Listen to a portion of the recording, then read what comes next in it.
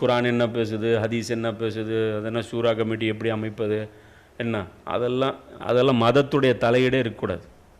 அது full and full எங்கள் குடும்ப விவகாரம். புரியுதா? எசீதை போடுறதா, எசீதுடைய தம்பியை போடுறதா, அவங்க அண்ணனை போடுறதா, அடுத்து மரவானை போடுறதா, சித்தப்பா பையனை போடுறதா, மாமா, அது நாங்கள் பார்த்துக்குவோம். நாங்கள் கொண்டாந்து நிப்பாட்டுவோம். அதுக்கப்புறம் அது மார்க்க விவகாரம் மாதிரி. அப்போ நீங்கள் பையத்து மட்டும் செய்யணும். பையத்து செய்யலைன்னு வச்சுக்கோங்க, அது சம்மந்தப்பட்ட ஹதீஸ்லாம் காமிச்சு அவங்கள மிரட்டுவோம்.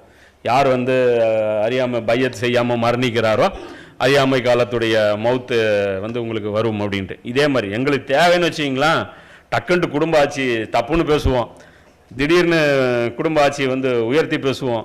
நாம் என்ன வேணாலும் நாம் மாற்றி மாற்றி பண்ணுவோம். இதோடைய தொடக்கம் அங்கே அமைஞ்சது. இதை பார்க்குறாங்க, ஹுசைன் அலைஹிஸ்ஸலாம் பார்க்குறாங்க. என்ன ரியாக்ஷன் வருது மக்கள் மத்தியில், என்ன ரியாக்ஷன் வருது. ஆட்சியாக மிரட்டுறாரு. ஏன்னா இவருடைய பையத்தை மிரட்டி தான் வாங்கப்படுது. யார்? ஹசன் அலியான் மட்டும்தான் மனப்பூர்வமாக. அவங்களும் என்ன, இவங்க